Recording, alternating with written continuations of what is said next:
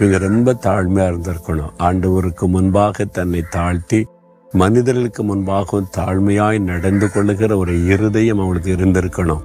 அதனால தான் தேவன் கிருபை கொடுத்து இந்த உலகத்தில் அவதரிக்க அருமையான இந்த மகளை தேவன் தெரிந்து கொண்டார். அப்போ உங்க உள்ளத்துல உங்க வாழ்க்கையில இயேசு அவதரித்து உங்களோடு இருக்கணுமானா இந்த தாழ்மை அவசியம். பெருமை உள்ளவளுக்கு தேவன் எதிர்த்து நிற்கிறார், தாழ்மை உள்ளவளுக்கு கிருபை அளிக்கிறார். எந்த பெருமைக்கு இடம் கொடுத்துறாதங்க.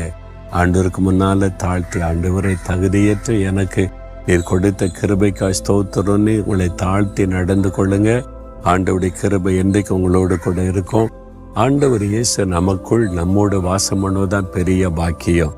அதுதான் உண்மையான சந்தோஷம். இன்றைக்கு சொல்லுங்க, ஆண்டவரே, அன்றைக்கு கன்னிமரியாளை தெரிந்து கொண்டு அவங்க மூலமாய் உலகத்தில் அவதரித்தீர். இன்றைக்கு என்னை தாழ்த்தி ஒப்பு கொடுக்கிற எனக்குள்ள வாசம் பண்ணும், என் மூலமாக நீர் மகிமைப்படும். இயேசுவின் நாமத்தில் ஜெபிக்கிறேன். ஆமென்.